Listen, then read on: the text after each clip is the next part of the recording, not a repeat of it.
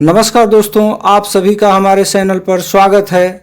आज हम लोग इस वीडियो में भारत की 18वीं वन स्थिति रिपोर्ट 2023 को देखने जा रहे हैं। यह टॉपिक शिक्षक भर्ती परीक्षाओं टीजीटी, पीजीटी आदि के दृष्टिकोण से तो महत्वपूर्ण है ही, अन्य एक दिवसीय परीक्षाओं के लिए भी यह टॉपिक बहुत महत्वपूर्ण है।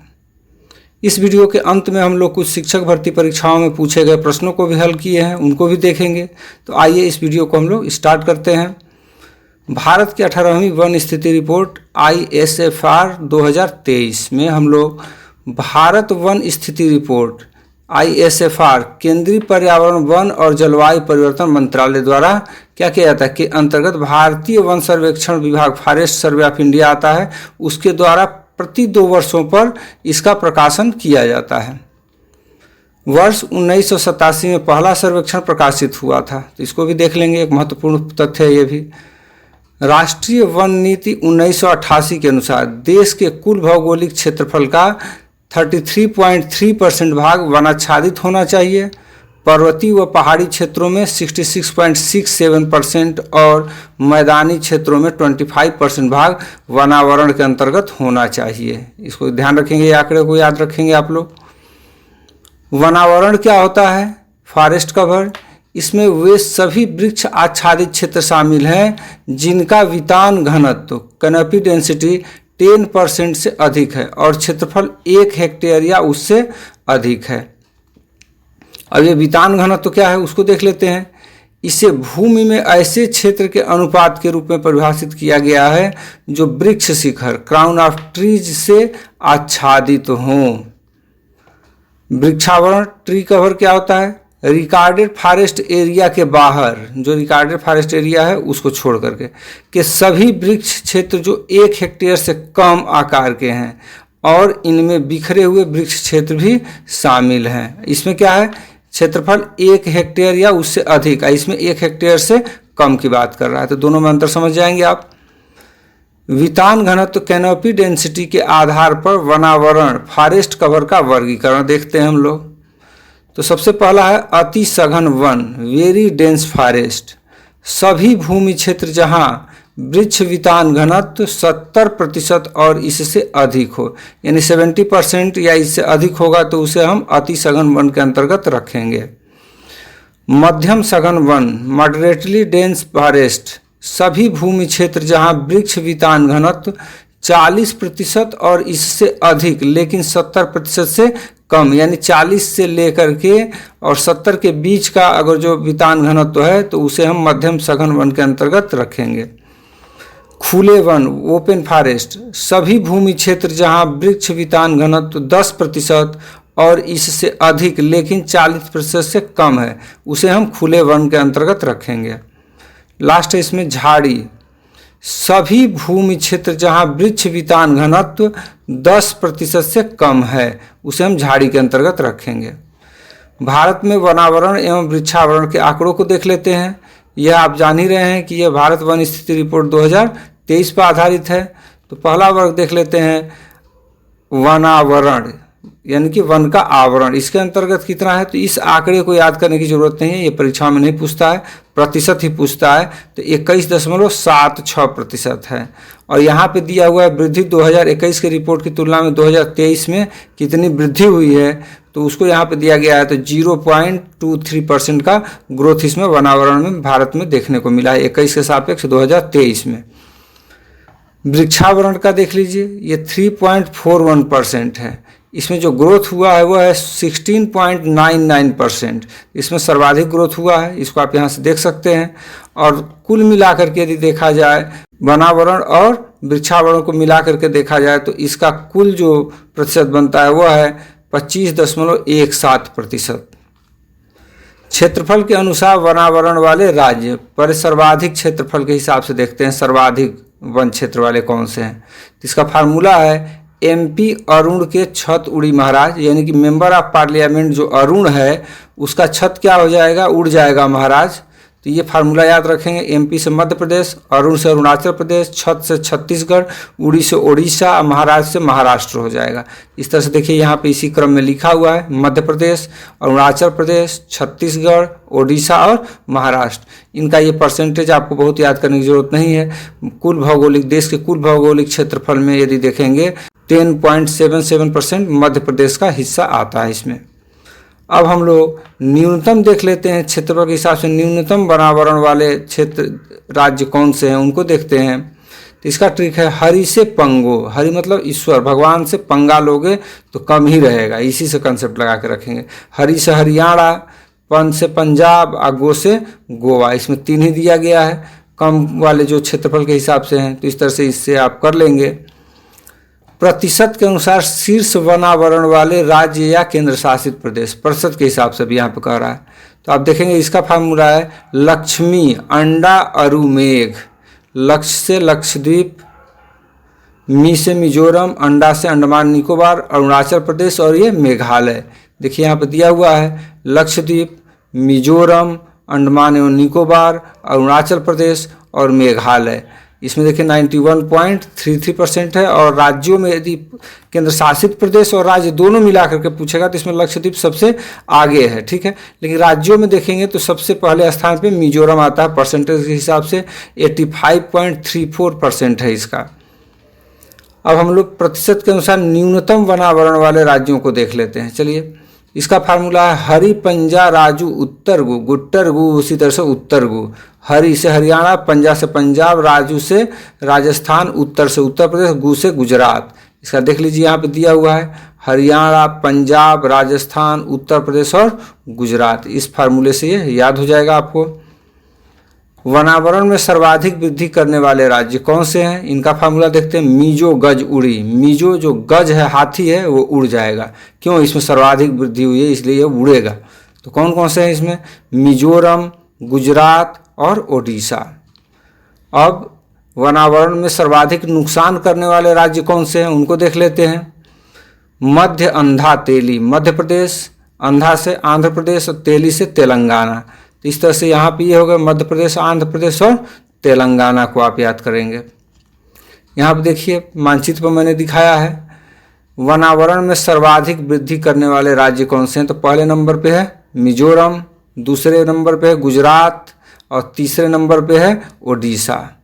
उसके बाद आप देखेंगे कि वनावरण में सर्वाधिक नुकसान करने वाले राज्य कौन से हैं। तो पहले नंबर पे है मध्य प्रदेश, दूसरे पर आंध्र प्रदेश और तीसरे पर तेलंगाना का स्थान आता है। मैंग्रोव वनस्पति क्षेत्र से संबंधित कुछ तथ्य हैं उनको भी देख लेते हैं हम लोग। मैंग्रोव पौधे अत्यधिक लवणता, ज्वार भाटा, तेज हवा, अधिक गर्मी एवं दलदली भूमि में जीवित रह सकते हैं। इसको ध्यान रखेंगे आप लोग। मैंग्रोव समुद्र के छिछले किनारे, लैगूनों और दलदली भागों में ज्वार भाटा वाले क्षेत्रों में पाया जाता है।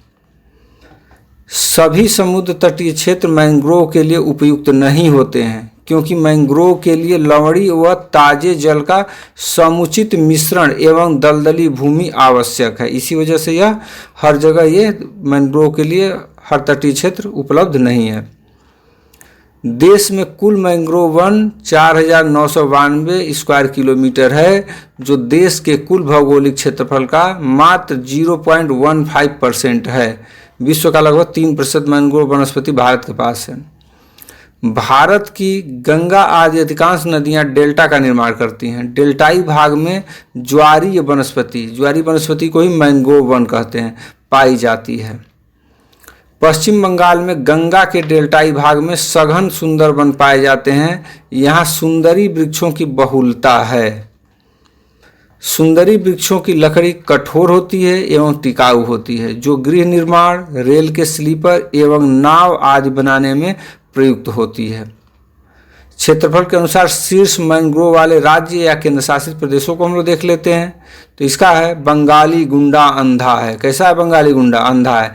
बंगाली से पश्चिम बंगाल हो गया, गुंडा से गुजरात हो गया और अंडा से गुंडा के गु से गुजरात और इसी में अंडा अंडमान निकोबार आ गया और अंधा से आंध्र प्रदेश आ गया।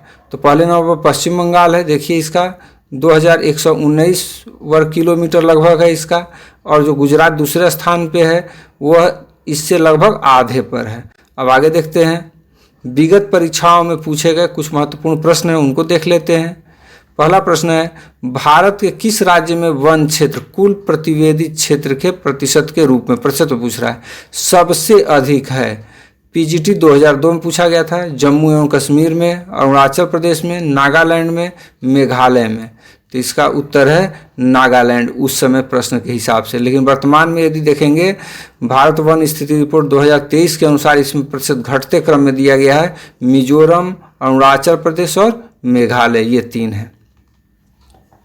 उपग्रहों से प्राप्त कृत्रिम चित्रों के आधार पर भारत का वनाच्छादित क्षेत्र है। पीजीटी 2006 में ये पूछा गया था। 20%, 13%, 33%, 30%। इसका उत्तर था उस समय के हिसाब से 20%।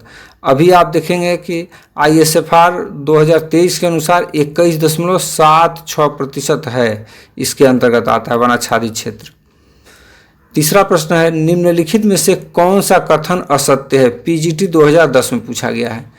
गंगा के डेल्टाई भाग में सघन सुंदरवन पाए जाते हैं, बिल्कुल सही है। यहाँ सुंदरी वृक्षों की बहुलता है, ये भी सही है। इस वन के वृक्षों की लकड़ी कठोर एवं टिकाऊ होती है, सही है। इस वृक्ष के वृक्षों की लकड़ी मुलायम एवं कमजोर होती है, ये गलत है। तो इस तरह से इसका ऑप्शन डी सही हो गया। इस वृक्ष के वृक्षों की लकड़ी मुलायम एवं कमजोर होती है। भारत में सुंदरवन किस वनस्पति प्रदेश में पाए जाते हैं? टीजीटी 2009, पीजीटी 2013 में प्रश्न पूछा गया है। उष्णकटिबंधीय सदाबहार, बहुत लोग यही गलती करते हैं, इसके अंतर्गत डाल देते हैं। उष्णकटिबंधीय मानसूनी नहीं, ज्वारीय, मरुस्थलीय। इसका ऑप्शन सी सही होगा, ज्वारीय। निम्नलिखित राज्यों का वन आच्छादित क्षेत्र वर्ष 2019 के आधार पर अवरोही क्रम में व्यवस्थित कीजिए एवं नीचे दिए गए कूट से सही उत्तर चुनिए। GIC 2021 में ये पूछा गया था। तो इसमें आप देखेंगे तो दिया है मेघालय, अरुणाचल प्रदेश, मिजोरम और मणिपुर। तो इसमें मैच कराना है कि पहले स्थान पे कौन होगा। तो मिजोरम पहले स्थान पे होगा, थर्ड यहाँ पे बी पे आ रहा है। फिर इसका सेकेंड आप देख लीजिए तो सेकेंड अरुणाचल प्रदेश आ रहा है। तो इससे फार्मूला आपको मैं बताया था, इसमें मिजोरम, अरुणाचल प्रदेश, मेघालय और मणिपुर। वन स्थिति रिपोर्ट 2023 के अनुसार भी प्रतिशत में यही क्रम रहा है जो 2019 में रहा है। अभी तक इसमें कोई बदलाव देखने को नहीं मिला है। भारत में प्रति व्यक्ति वन क्षेत्र की उपलब्धता कितनी है? 0.04 हेक्टेयर, 0.09 हेक्टेयर, 1.08 हेक्टेयर, 2.1 हेक्टेयर। इसका ऑप्शन बी सही है, 0.09 हेक्टेयर उस समय के हिसाब से था। 11 में यह प्रश्न पूछा गया था। वर्तमान में देखेंगे तो 0.06 हेक्टेयर का अनुमान है लगभग। भारत में मैंग्रोव वनस्पति में से किसका सर्वाधिक महत्वपूर्ण वृक्ष है? नेट जून 2012 में पूछा गया है। उष्णकटिबंधीय आर्द्र पतझड़ी वन, ज्वारीय वन। तो इसमें स्पष्ट है, इसका ऑप्शन बी सही है, ज्वारीय वन। झारखंड में वन क्षेत्र का विस्तार कितना है? ये झारखंड टीजीटी 2016 में प्रश्न पूछा था। इसको मैं याद करके गया था, फिर भी ये प्रश्न मुझसे गलत हो गया था। परसेंटेज याद रहेगा, क्षेत्रफल आपको पता रहेगा तो आप निकाल सकते हैं। इसका ऑप्शन सी सही था। ISFR 2021 के अनुसार मैं इसका ये दिया था, 23 के अनुसार इसको नहीं बताया हूँ अभी, क्योंकि यूपी को अभी पीजीटी और टीजीटी को टारगेट लेकर के मैं वीडियो बना रहा हूँ, इसलिए उसका मैं नीचे दिया हूँ। ISFR 2023 के अनुसार उत्तर प्रदेश के आंकड़े क्या हैं वो देखिए। कुल वनावरण कितना है? तो 15,045.80 स्क्वायर किलोमीटर है, जो 6.24% आता है ये वन के आवरण के अंतर्गत। सर्वाधिक वनावरण वाला जिला कौन सा? क्षेत्रफल और प्रतिशत दोनों के हिसाब से देखेंगे तो सोनभद्र पहले स्थान पे है। न्यूनतम प्रतिशत वनावरण वाला जिला संभल है, प्रतिशत के हिसाब से संभल। दूसरे नाम पे भदोही है, जिसे संत रविदास नगर भी कहते हैं। न्यूनतम क्षेत्रफल वातावरण वाला जिला क्षेत्रफल के हिसाब से देखेंगे तो भदोही सबसे पहले स्थान पे आता है, सबसे कम है क्षेत्रफल इसका। लेकिन प्रतिशत के हिसाब से संभल पहले स्थान पे आता है, भदोही दूसरे स्थान पे आता है।